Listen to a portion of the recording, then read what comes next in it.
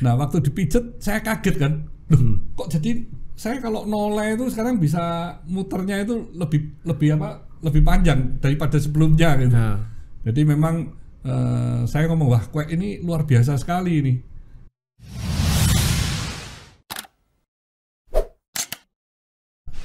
Semangat pagi Sobat Sukses. Pada hari yang istimewa ini saya kedatangan teman saya dari Malang ya. Namanya Eko Yono Hartono, tapi nama kerennya Singse Akwek. Wah ini terima kasih nih atas waktunya ya. Ini pagi-pagi dari Malang ke Surabaya ya. Tapi memang kita teman itu sejak SD ya. Sejak SD sampai remaja dan ketemunya waktu usia sudah deketi 60. Iya. Nah, Kwek mungkin bisa diceritain nih masa kecilnya Kwek ini papa mama itu bisnis apa? Waktu masih sekolah itu. Masih SD ya? Iya. Waktu SD mama buka toko. Peracangan, papa yang mijat. Oke. Jadi papa yang papa itu sudah punya keahlian mijat. Ya. Memang awalnya papa itu mau belajar tusuk jarum dan tapi karena waktu itu memang masih susah, jadi akhirnya papa belajar pijat dari buku-buku. Oh, berarti belajar otodidak, bukan dari engkong atau siapa bukan? Oke.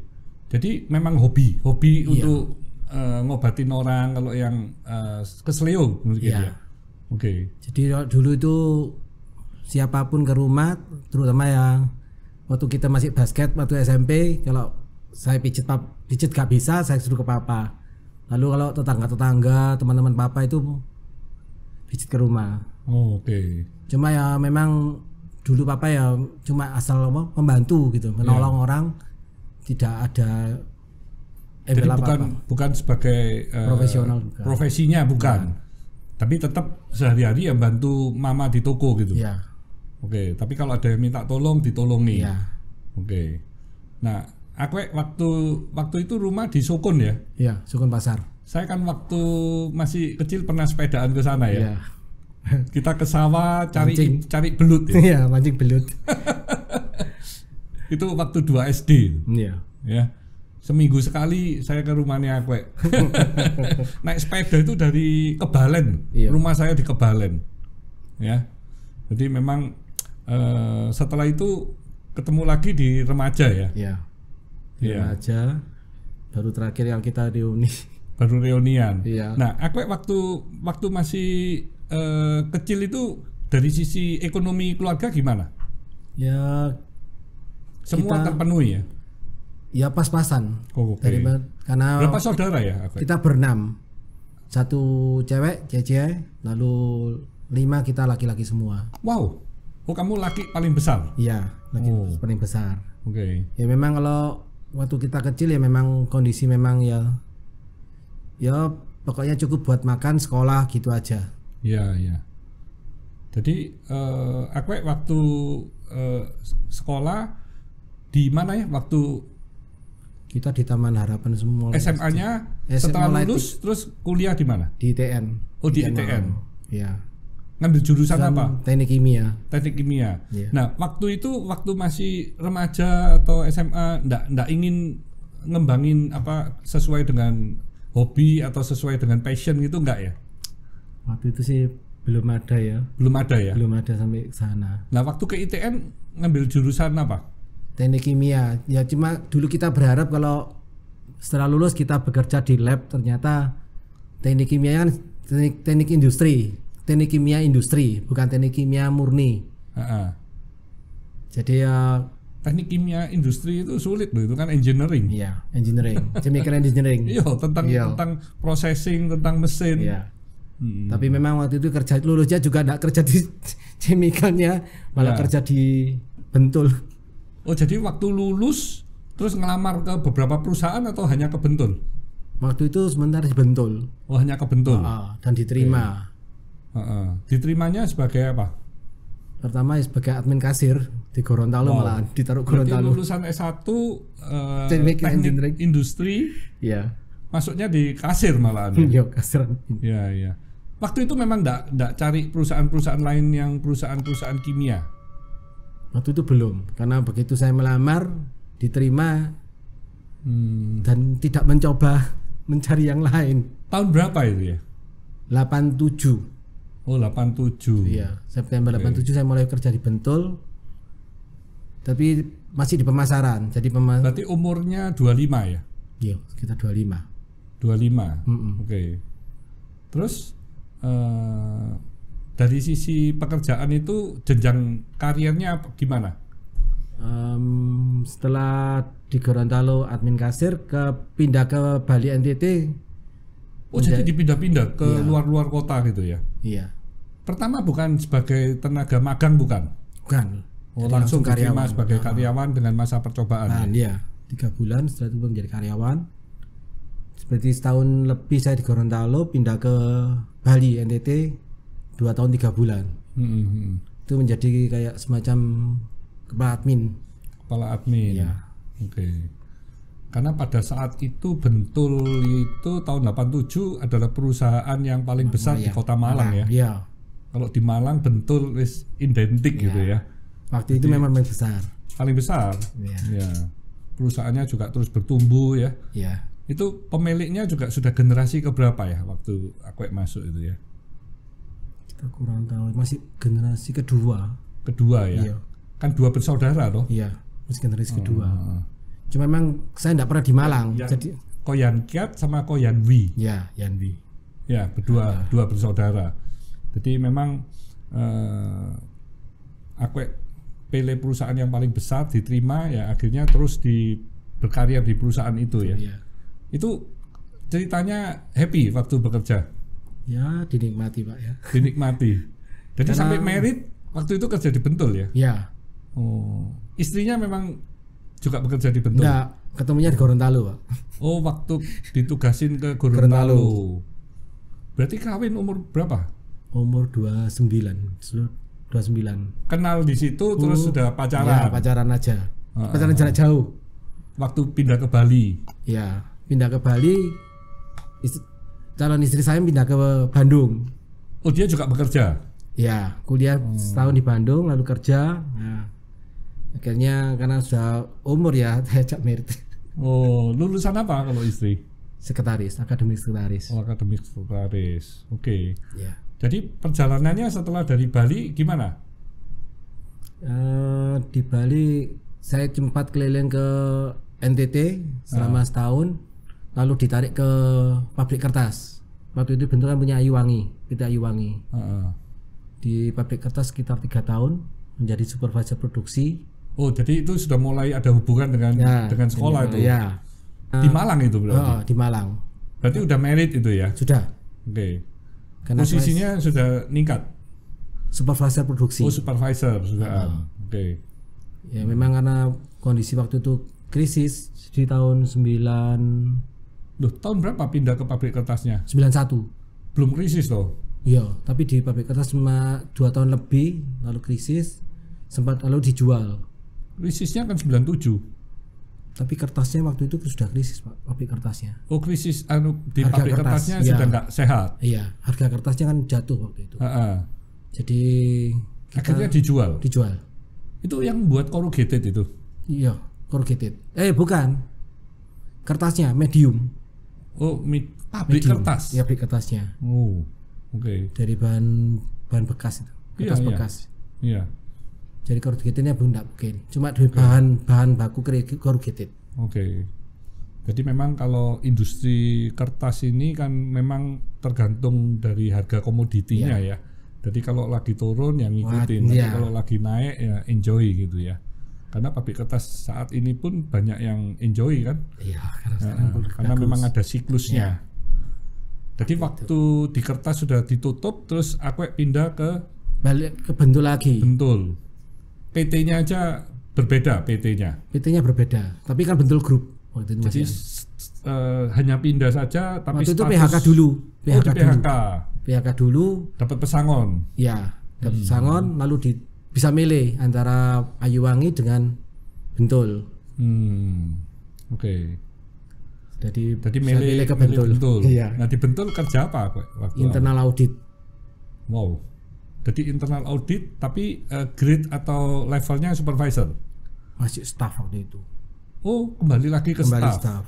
Oke. Karena saya mulai di nol lagi posisinya. Nah, enjoy nggak waktu di internal audit itu? Ya, dinikmati ya. Oh gitu ya. Karena dijalanin aja ya? Iya, karena kita kan sering keluar kota. Jadi dijalanin aja? Iya, dijalanin aja. Nah itu pindah-pindah terus? Dari internal audit terus pindah ke QC berapa bulan, lalu pindah ke QC primary, lalu pindah lagi ke QA. Kenapa kok dipindah-pindah terus gitu? Ya, you yang minta atau memang atasan? Ada atasan. Oh. Ke QA itu. Waktu di internal audit itu you cuma menemukan kesalahan orang atau you juga memberi ide-ide improvement? Selain menemukan, yang memberikan improvement. Kalau ada misalnya kesalahan-kesalahan yang admin, secara admin, kita memberi masukan. Ya, karena di internal audit itu yang paling penting itu justru kasih masukan yang bisa memberi improvement, karena itu bisa dihitung ya, keuntungan perusahaan kalau itu dijalankan bagaimana gitu. Jadi kalau cuma cari kesalahan orang, biasanya internal audit ini paling dimusuhi oleh seluruh divisi kan. Tapi kalau bisa memberi ide-ide improvement kan berbeda gitu. Iya. Karena setiap audit itu kan ada temuan, ada masukan dan ada temuan untuk, jadi kita tetap berikan masukan supaya untuk improvement yang memang tujuannya itu. Ada berapa orang waktu di tim internal audit itu? Sekitar 12-an. Oh, nggak banyak ya? 3 grup ya. Karena gantian apa? Tiap minggu kita jalan terus. Oh. Hampir tiap minggu kita keluar. Itu kemana? Ke pabrik? Ke pemasaran. Oh, jadi marketing. Jadi internal audit itu cuma ke kantor-kantor pemasaran. Ya, pabriknya cuma satu di Malang aja. Iya. Cuma di nambah pabrik ya. Pabriknya tetap satu lokasi tapi diperluas terus ya. Beberapa lokasi. Oh, sudah ada berapa lokasi? Iya. Karena di SKT dan di mesin kan beda lokasi. PT-nya sama. PT-nya sama. Oh. Dulu cuma dibuat PT banyak. Buat PT banyak, cuma kita kan Bentul Group. Jadi kita audit memang Bentul Group. PT banyak karena berkaitan dengan ini ya, untuk cukai ya. Karena perusahaan kecil cukainya kan lebih murah. Tapi tidak diperbolehkan oleh pemerintah. Sekarang. Oh. Yang sekarang jadi ini. Akhirnya digabung semua lagi. Jadi satu. Jadi satu lagi. Oke. Nah di internal audit berapa tahun? Saya sekitar 5 tahunan. Oh 5 tahun. Setelah itu pindah ke QC. Iya. QC 3 bulan, pindah lagi ke QA. Oh cuma 3 bulan aja? Iya. Terus ke QA? Ya, sampai pensiun. Oh di QA ini paling lama? Iya. Tapi kan pernah nanganin sepak bola juga ya? Pernah. Kan itu nggak ada hubungan sama QA? Nggak ada. Itu ditugaskan oleh perusahaan mulai 2003 sampai 2009. Waktu kerja di QA-nya? Iya, di QA-nya. Waktu di QA apa yang dilakukan? Waktu itu handling customer complaint, lalu tentang visual product. Itu yang utama waktu itu. Oh, makanya dirasa masih bisa diberi job tambahan. Akhirnya ngurusin sepak bola ya. Sementara. Oh, sepak bola itu memang klubnya dimiliki oleh Bentul. Betul, iya. Oh, memang dimiliki. Iya, Arema FC waktu itu. Oh, jadi semua secara finansialnya disupport oleh Bentul. Iya. Jadi kita cuma ditugaskan oleh perusahaan untuk membantu menangani Bentul. Oh, karena memang iklan di perusahaan rokok ini kan memang banyak sekali ini ya rambu-rambunya yang tidak diperbolehkan ya, sehingga akhirnya memang harus memakai jalur-jalur lain ya. Tapi olahraga sepak bola di Malang kan sangat bertumbuh berkembang ya. Sarana promosi yang bagus. Iya. Kalau untuk bola memang karena supporternya kan fanatik di Malang. Jadi merupakan sarana promosi yang bagus. Dan hasilnya memang kalau beberapa perusahaan yang ikut sponsor ke kita itu hasilnya luar biasa waktu itu. Perusahaan apa? Jenis apa biasanya? Minuman. Oh, minuman. Oke. Dan telekomunikasi. Oke. Tapi khusus cuman daerah Malang aja atau bisa ke arah Jawa Timur dan nasional? Bisa nasional. Oh ya? Apparel juga. Oh, karena masuk TV. Iya. Ya, ya. Luar biasa. Ya. Kita juga waktu masih belum sponsornya perusahaan yang sama, kompetitor, itu kita juga coba masuk ke bola. Kita masukkan ke bola dan hasilnya luar biasa. Peningkatannya dapat. Apa yang aku lakukan di persepak bolaan waktu pegang itu ya? Waktu pegang sepak bola itu apa yang dilakukan? Ya, awalnya sih masih kesekretariatan, jadi mengelola sekretariat, membenahi secara administrasi dulu. Setelah itu tahun 2007 baru asisten manajer dan 2008-nya baru manajer. Tapi memang pembenahan secara administrasi itu yang kita utamakan waktu itu. Ya, ya. Supaya sesuai dengan peraturan perusahaan. Jadi lebih banyak ngurusin sepak bolanya daripada QA-nya ya? Ya. Di perusahaan paling 1-2 jam. Iya, iya. Karena waktu itu kan mengambil alihan kan masih dalam transisi. Nah, aku sendiri waktu itu sudah bisa pijet? Sudah. Sudah. Mulai umur berapa sudah bisa mijet itu? Saya mulai SMP waktu kita basket itu kalau ada teman yang seleo, saya yang pijit. Ya.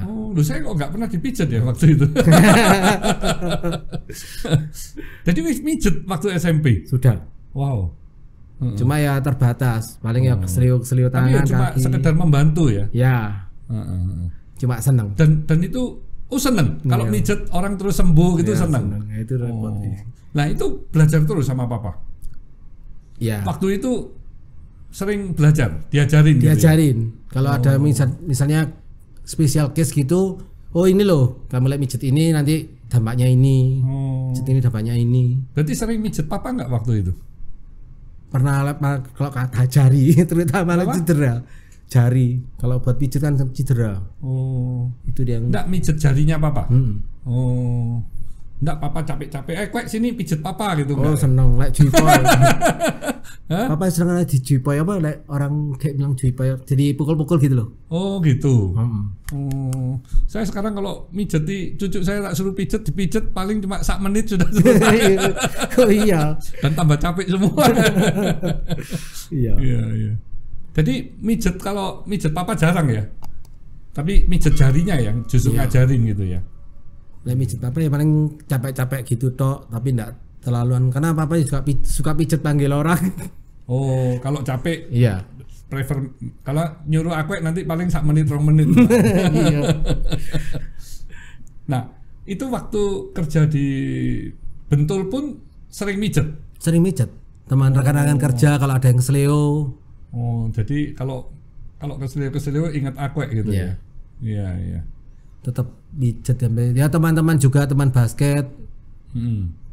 Lalu kalau ada pasien papa yang rasa panu, kue pijetin ya. Tapi tidak banyak, masih belajar terus. Ya. Jadi aku belajar mijet itu juga dari mana aja? Selain dari papa? Dari papa ya, dari buku sih tidak terlalu banyak ya, kita kan kadang baca. Kalau sekarang ini kan dari YouTube kan kita bisa lihat. Ya cuma kalau kita lihat cara bandingnya gimana sih yang paling betul, lalu paling praktis cara mijitnya.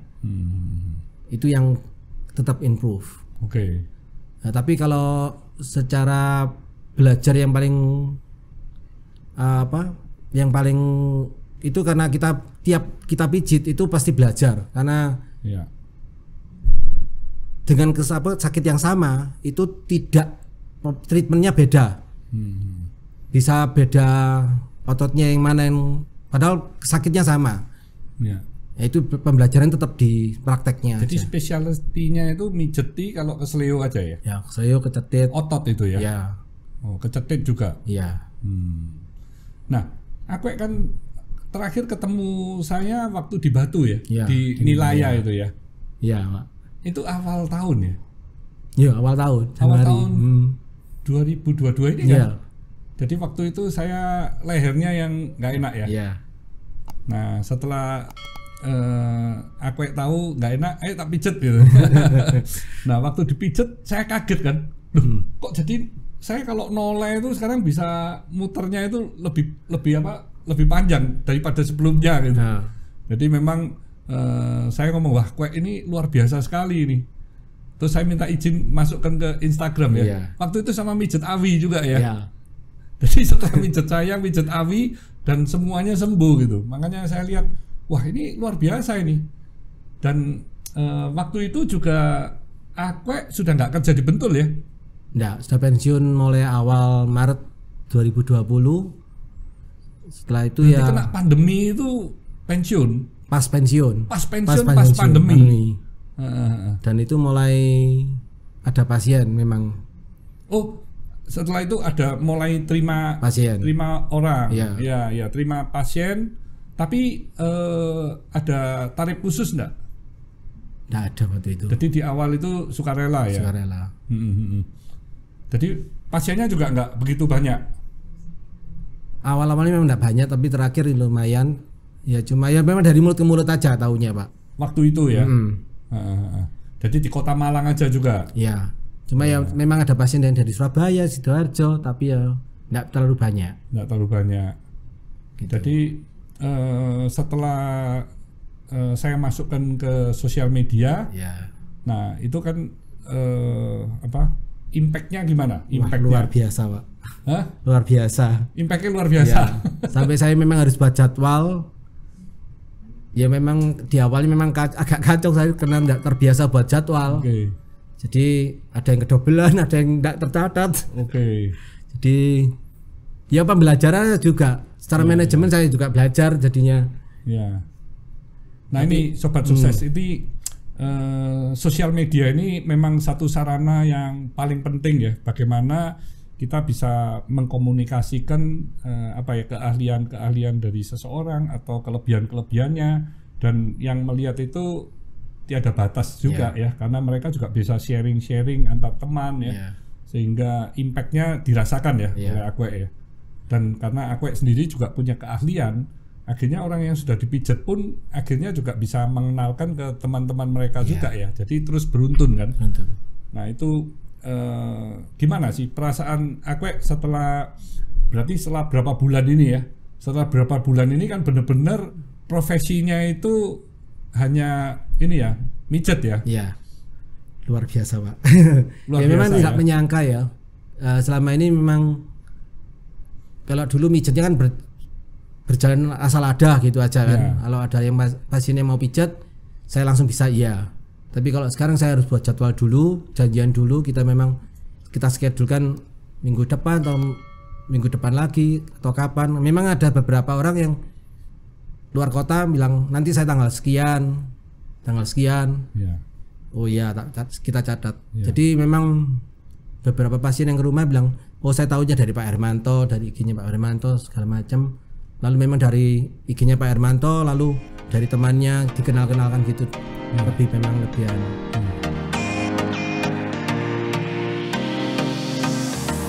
berarti penghasilannya kalau dibandingkan dengan waktu mijet di masa pandemi itu tentu sudah berapa kali lipat ya? Iya. Lumayan Pak. Sudah lumayan ya. Kalau dibandingkan dengan waktu bekerja sebagai karyawan, ya lebih besar ini. Lebih besar sekarang ya? Sekarang. Besarnya itu sekali, 2 kali, 5 kali atau puluhan kali? Ya beberapa kali. Beberapa kali ya. Karena ini masih berapa bulan ya.